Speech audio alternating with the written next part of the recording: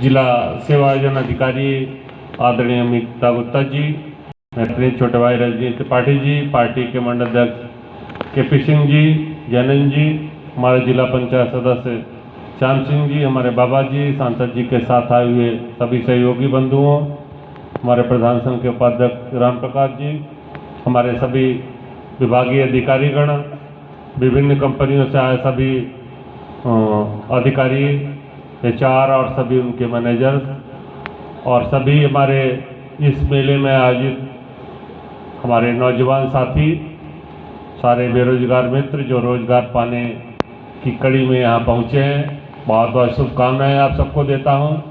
इस मेले में जिस प्रकार आप लोगों ने अपनी सहभागिता की है, निश्चित रूप से छोटे प्रयास हमारे भविष्य के भारत के निर्माण में बहुत सहायक होते हैं।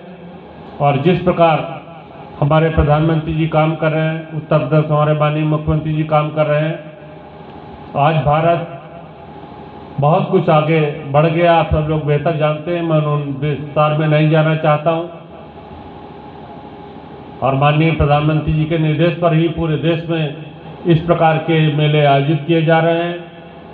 हमारे माननीय मुख्यमंत्री जी जो कि निर्देश है, हर जनपद में एक मेला आयोजित होता, महीने में एक अप्रेंटिस का होता है, एक रोजगार का मेला होता है। और हम लोग जब मैं जाता हूं क्षेत्र में तो बहुत सारे हमारे नौजवान भाई रोजगार की मांग करते हैं कि मुझे नौकरी दिला दो, मुझे कहीं रोजगार दिला दो। जबकि कंपनियों के पास बहुत से एम्प्लॉई की कमी रहती है, उन्हें कुशल एम्प्लॉय मिल नहीं पाते हैं। आज इसी कमी को पूर्ति करने के लिए हमारे माननीय प्रधानमंत्री जी ने एक नया मंत्रालय गठित किया, कौशल विकास योजना शुरू की, उत्तर प्रदेश में भी और देश में भी। इसके माध्यम से विभिन्न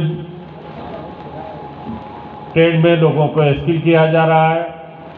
यद्यपि बहुत से सरकारी विभाग हैं जो काम कर रहे हैं हमारे, चाहे पॉलिटेक्निक हो, ITI हो, इंजीनियरिंग है या अन्य शैक्षणिक संस्थान हैं जो इस प्रकार की डिग्री देते हैं।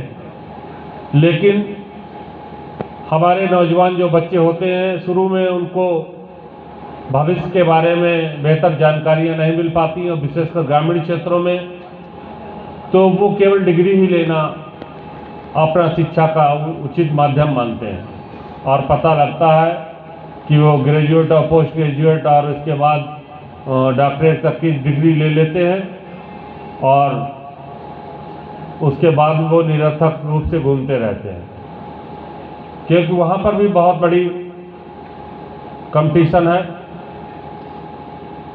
और विशेष करके लोग शिक्षा में सरकारी नौकरी पाने को अपना माध्यम मानते हैं कि सरकारी नौकरी एक प्रकार का सिक्योर भविष्य माना जाता है।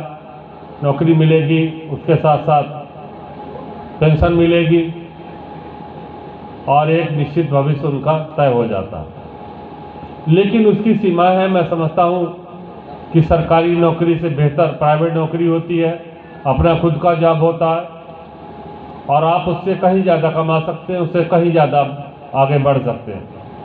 पहले लोग सरकारी नौकरियां इसलिए ले लेते थे कि नौकरी के अलावा ऊपर की भी इनकम हो जाती है, लेकिन अब ये सरकारें ऊपर की इनकम नहीं होने देंगी। आने वाले समय में जागरूकता भी बहुत समाज में आ गई है, तो जो ऊपर की इनकम के सपने देख के सरकारी नौकरी में आते थे, तो वो अब सपने पूरे होने वाले नहीं हैं। किस प्रकार की सरकार और जनता में, आम जनमानस में भी चेतना आ गई है। तो इसलिए सरकारी नौकरी अब हमारे बहुत काम की नहीं है कि इतना बेहतर है, उसकी सुविधाएं नहीं मिलती हैं जो उससे हम अपना जीवन बहुत अच्छा गुजार सकें। आज बहुत से ऐसे साधन हैं जिनमें लोगों ने सरकारी नौकरियां छोड़ करके आगे बढ़े। सरकारी नौकरी से लोग BRS लेके इस्तीफा दे के जा रहे हैं प्राइवेट जॉब करने के लिए, और वहाँ पर अनंत आकाश है उनके लिए बहुत आगे बढ़ने का अवसर है।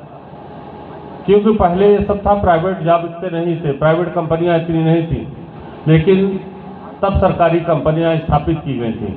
अब सरकारी कंपनियां सफल ही नहीं हो पा रही हैं, क्योंकि वहाँ जो लग जाते हैं वो सरकारी वेतन के अलावा ऊपर के इनकम के चक्कर में पता लगा उस संस्थान को ही खा जाते हैं। बहुत से